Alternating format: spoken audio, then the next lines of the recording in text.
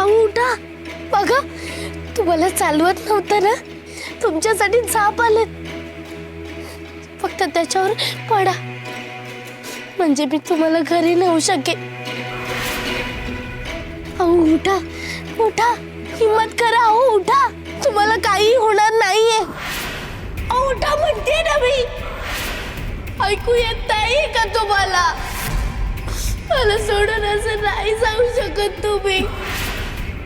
अहो उठा ना, अहो उठा ना, अहो उठा ना, अहो उठा ना. तो ऐकतोय सारे बिटुऱ्या. अहो न उठायचं बळ दे. उठा ना, अहो उठा, उठा ना, उठा.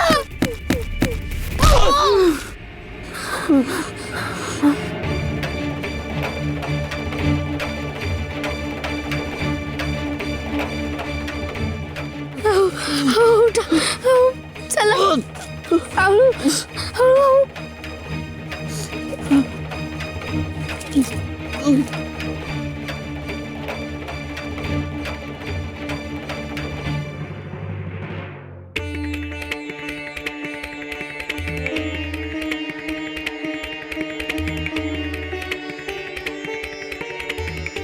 अहो अहो विठुरायाचं नाव घेत राहा. अहो जागे राहा, झोपू नका अजिबात. हा बोला.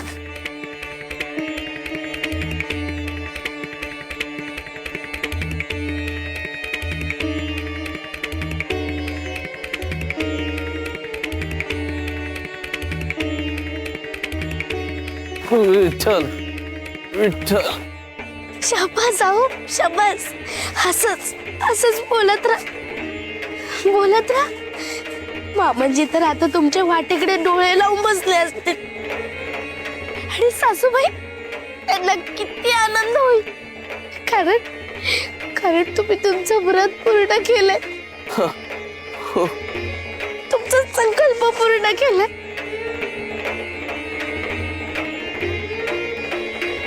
राहू, आता झोपू नका, माझ्याशी बोलत राहा ना. हो हो असं तरी बोलत राहा. बोला ना हो माझ्याशी. हो हो असं तरी बोला. सखू सखू. हो, तुम्हाला झोप लागतं कामा नाही. हा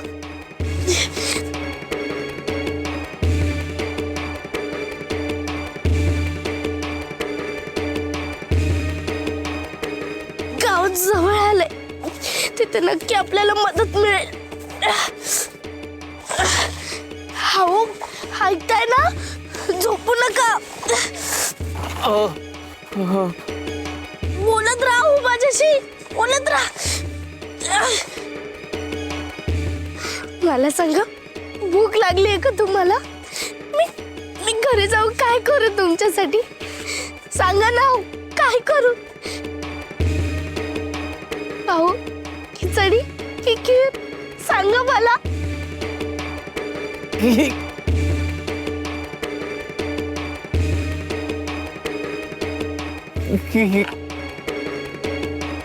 काय खी काय?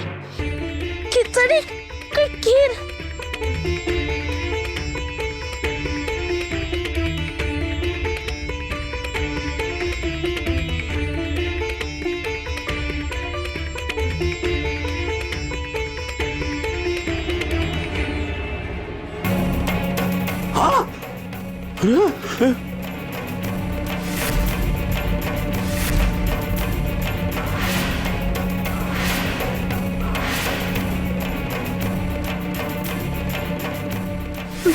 निघू. हे बाळा, बाबा काय झालं तुला? हे असं काढलंय? हे बाळा,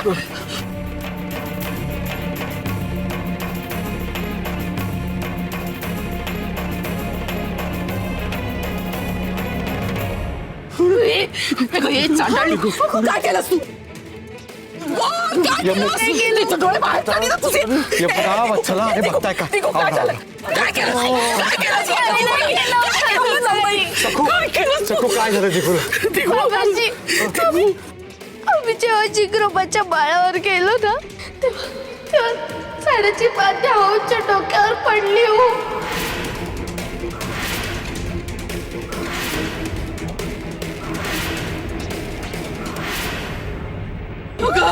अशी कशी माती पडली? तू तिथे का गेलीस? तू गेलीस म्हणून माती पडली. तुला काय गरज होती का तिथे जायची? तुला काही ते काट्यांवर बसवलं होतं का? त्याच्याबरोबर कोणी जायचं नाही. आधीच बजावलं होतं ना तुला. मग तू का गेलीस?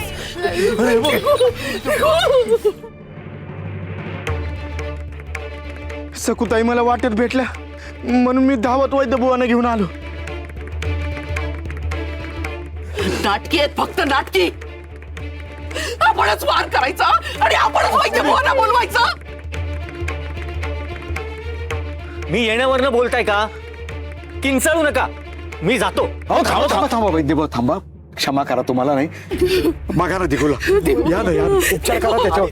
ठीक आहे, आधी दिगू शेटना आतमध्ये घेऊन चला. चला या तुम्ही. दिगू, हे दिगू. अवकाश. दिगू, बसला हो तू.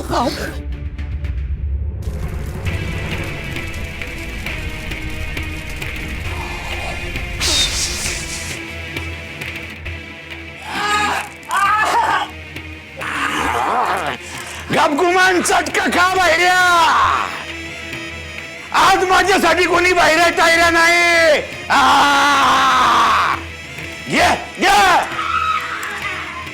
अरे शेपूट घालून येतो तो माझा पट्ट शिष्य असूच शकत नाही. खा अजून चटका खा. काय म्हणत होता? दगड आली. अरे अशी कशी दगड आली? लटक बोलायचंच होतं तर म्हणायचं ना मग. तोप गोळे आले अंगावर, तोप गोळे. कशा पाहिजे लटक बोलला तो? असं कोण दगड मारेल तिकडं? बोल बोल.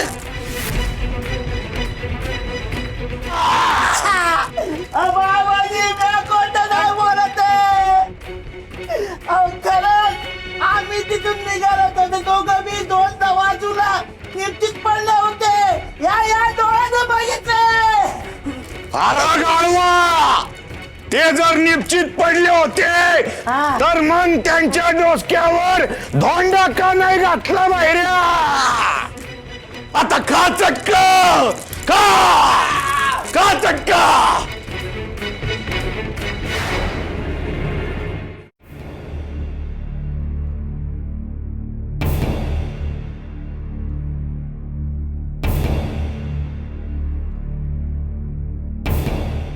एवढी जखम आहे, एवढी गंभीर परिस्थिती ओढवण्याचं कारण मला समजत नाहीये. परत परत ग्लानी येते, हे बेशुद्ध होत आहेत. अजून कुठे मार लागलाय का?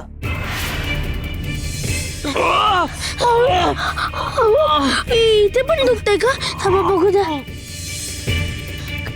काय काय विचारतायत? तिथेच थांबायचं. काय सांगितलंय ग तुला? खोलीत पाय टाकायचा नाही. नाहीतर हाताने सगळं मोडून टाकेल तुझं. तुला इतकं बजावलं होतं तरी गेलीस ना तडफडायला तिकडे माळावर. आणि मग हे सगळं झालं. अजिबात माझ्या खोलीत पाऊल टाकायचं नाही. अहो दिगू शेट बरोबर माळावर ह्याच गेल्या होत्या ना, मग बोलू दे ना त्यांना. उपचार करण्यासाठी मला सगळी माहिती कळायला नको का? या हो तुम्ही आत, सांगा काय झालं. बस बस बस, इथेच थांबायचं. ऐकू येत आहे तिथून? तुझी सावली सुद्धा माझ्या मुलावर पडायला नको. तिथूनच सांग काय ते. आणि जे काय सांगायचं ना ते घडाघडा सांगून टाक. नाहीतर सगळे बघतायत आपल्याकडे म्हणून औंढे गिळत डोळे मिचकवत करत बोलू नकोस. पटापट बोल. नरोमे, अगं तिला बोलू तरी देत आधी. आम्ही ना नैवेद्यासाठी एका मोठ्या झाडाखाली होतो. ज्यानी मानी नसताना वरून एक मोठी फांदी पडली. भाऊंनी लगेच मला दूर लोटलं, पण ते बाजूला व्हायच्या आधीच त्यांच्या अंगावर फांदी पडली हो. आणि जेव्हा मला शुद्ध आली ना तेव्हा निश्चित पडले होते आणि इथे हात लावून कळवळत होते. पाहिलं ना तेव्हा तिथे सूज आली होती. अरे बापरे, सूज?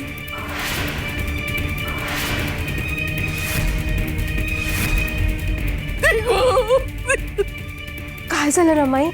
अगं वैद्य बुवा, अरे बापरे म्हणाले, म्हणजे नक्कीच काहीतरी गंभीर असणार दिगू.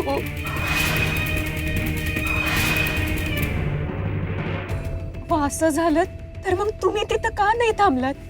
अशा वेळी गरज लागते हो माणसाची. अगं मी लाग थांबल ग, पर त्या काकांनी मला थांबू कुठं दिलं? समजे तसलेच आहेत. मला सकुताई तर जीवाचा लई घोर लागलाय हो. तू नेहमी म्हणतेस ती बरोबर आहे. कुताई लय गुणाचे आहेत ग. दिगू शेटना काय बी व्हायला ना ग. सकुताईंना मी पांढऱ्या कपाळाची नाही हो बघू शकत. अगं काय नाही होणार. हा, सकुताई काही प्रीत घडूच देणार नाही तर. सकुताई एक वेळ सौत्याच्या जीवाची बाजी लावते, पण दिगुशेटना काय बी होऊ देणार नाही बघ. सावित्रीनं सत्यवानचं प्राण जसं यमराजाकडनं भांडून खेचून आणलं होतं ना, अगदी तसंच सकुताई दिगुशेटना माळापासून एकलं घेऊन आले. त्या सावित्री आहेत, मग कसं सत्यवानाला काय होऊ देतील ग? खरंच हो, खरंच. ईश्वरा, काहीच सांगता येत नाही. असा मुका फटका लागला की परिणाम काय होईल सांगता येत नाही. गोळागोळा होईल, स्मृतिभ्रंश होईल, चेतनाही जाऊ शकते. वैद्य बुवा, काहीतरी अभद्र बोलू नका हो. हो ना, अहो असं घाबरवू नका हो तुम्ही. आमच्या वहिनीला एकतर केवढा मोठा धक्का बसलाय माहितीये का, आणि हे सगळं असं एकत्र कसं काय होईल? काहीतरी निश्चित सांगा ना. हे आता नाही सांगता येणार. हे त्यांच्या प्रतिसादावर अवलंबून आहे. आपल्या गावातून पूर्वेला रस्ता जातो आणि सोनगाव येतं, पश्चिमेला जातो तिथे शिरपूर येतं, आणि उत्तरेकडून डोंगरावर गेलं की वडगाव येतं. एकाच गावातून निघून 3 वाटा आपल्याला 3 गावाकडे नेऊन जातात. तसंच आहे हे. दिगुशेठ कुठल्या दिशेला जाणार हे त्यांना शुद्ध आल्यावर, हे त्यांचं वर्तन कसं आहे आणि प्रतिसाद कसा आहे यावर ठरेल. आत्ता सांगता येत नाही, कारण रक्तस्राव आतून झाला असेल तर तो किती असेल याची आपल्यालाही कल्पना नाही. त्यांची अवस्था अशी आहे की त्यांना माझ्याकडच्या मात्राही चाटू शकत नाही. त्यांच्या जाणीवाच बधीर झाल्या. मी उठावर मात्रा ठेवेन, पण ती आत कशी जाईल? शुद्धीत आल्याशिवाय मी काही करू शकणार नाही.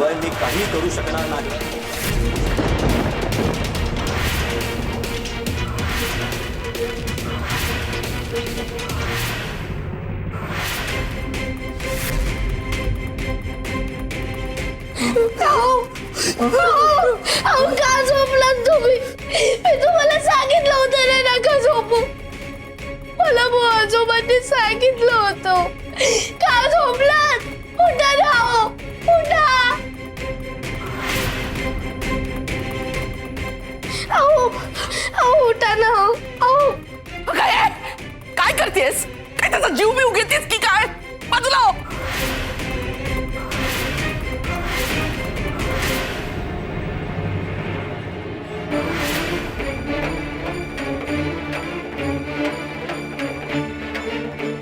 थांबा थांबा, ओरडू नका. ती शुद्धीवर आले, जरा ओरडू नका. उलट यांच्या या कृतीमुळे दिगुशेठला शुद्ध आली आहे. ही खूप चांगली लक्षणं आहेत की त्यांच्या बायकोचा आवाज दिगुशेठच्या मेंदूपर्यंत पोहोचतोय.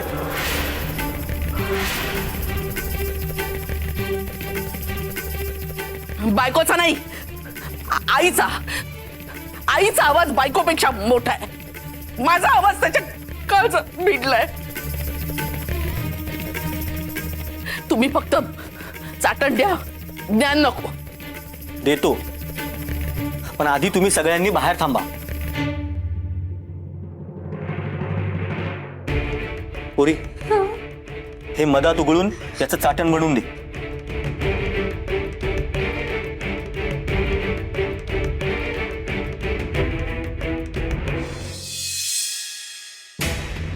मी इतकी दिवस रात्र तुमची मनापासून सेवा करते, मग तुम्ही हे काय केलं? बाबाजी मोठा डंका वाजवतात, गुरु झिंगरोबा सखूला सुरक्षा कवच देतात म्हणून. मग माझ्या मुलाच्या बाबतीत तुझा भाव का? त्याच्याकडे सुरक्षा कवच का नाही? मी मनापासून एवढी तुमची सेवा करते, प्रत्येक गोष्ट मनापासून करते, पण सुरक्षा कवच सखूकडे? माझ्या मुलाला का असं वाऱ्यावर सोडलंय? तुम्ही त्याला त्या संकटात धाडून गंमत बघताय का? हा, जय झिंगरोबा.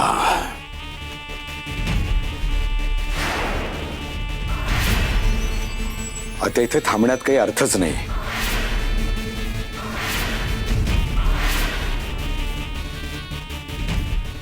झिंगरोबाला दोष देतीस तू?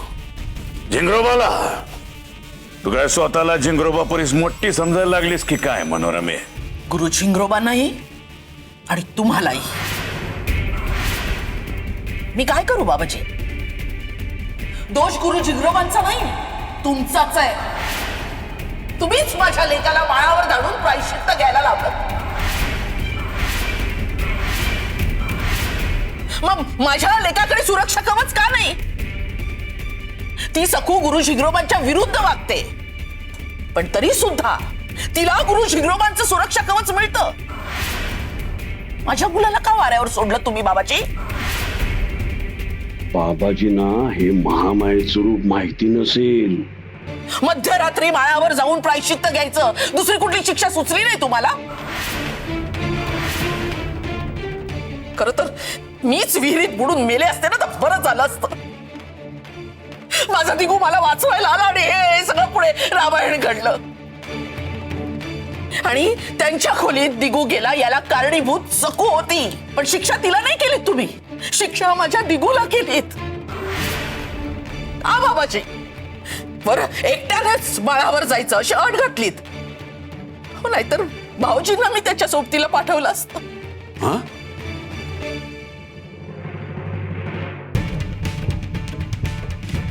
लई आरोप केलेस मनोरमे आमच्यावर.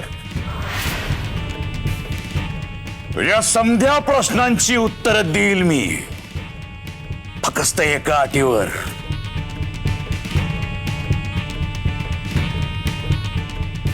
ती सखू समोर पाहिजे, मगच.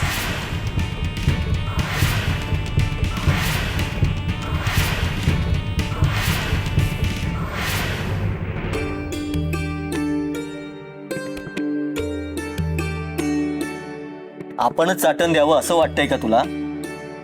मग चाटव ना, त्यात काय? बायकोला असं वाटणं स्वाभाविक आहे. तूच चाटव, उलट मात्रेत जिव्हाळा उतरेल.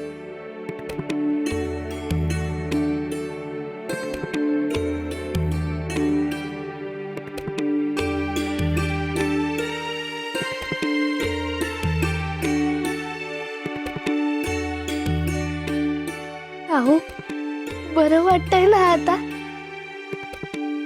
हा, तसं ही औषधं घ्यायची, हा, म्हणजे लवकर बरं वाटेल आणि हे चाटण पण संपवायचंय.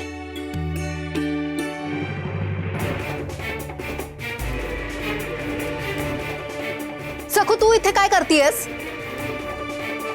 वैद्यबुवा आहेत ना?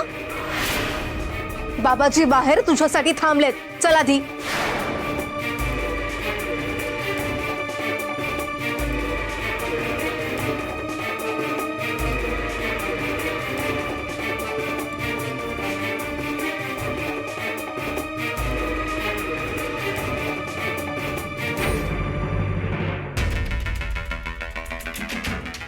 अहो बाबाजी, अहो किती किती कष्ट घ्याल? अहो आसन ग्रहण करा ना, बसा ना. नाही, नाही बसणार. मनोरमेने विचारलेल्या प्रश्नांची उत्तरं जवळ मी देत नाही तवर या आसनावर मी नाही बसणार. आता चल लवकर. बाबाजींना तुला काही विचारायचंय, पटापटा उत्तर दे.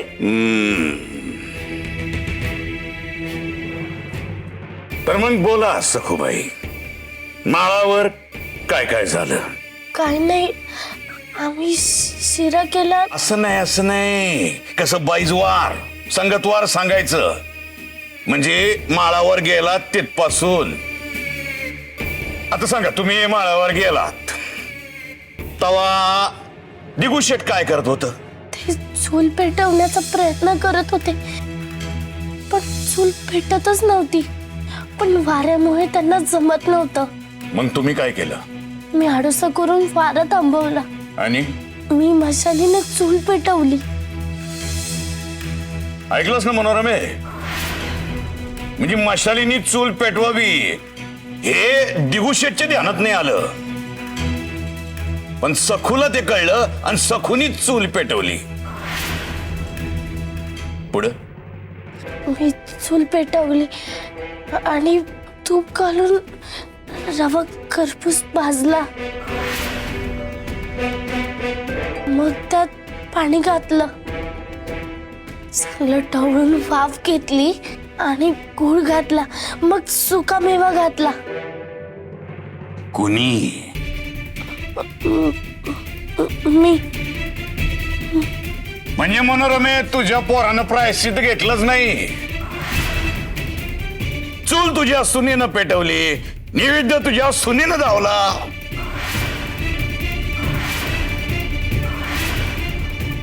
अगं कुळबुडवे, तुला तिथे माळावर जायची गरजच काय होती? बरं गेलीस तर गेलीस, तू का केलास नैवेद्य? अगं थांब थांब थांब मनोरमे, अजून मूळ मुद्दा बाजूलाच राहिलाय की. सखूबाई, ती फांदी जेव्हा वरनं खाली पडली तवाच सांगा सखूबाई. अचानक वरून फांदी पडत होती. असं नाही. मग आम्ही कट्टी घेऊ. कसं आपलं ठरलंय की नाही, समजा बैजवार सांगायचं, संगतवार, मग तसं सांगायचं. नाही, फांदी पडत होती बरोबर आहे, पण कुणाच्या अंगावर तवाच सांगा सखूबाई. माझ्या.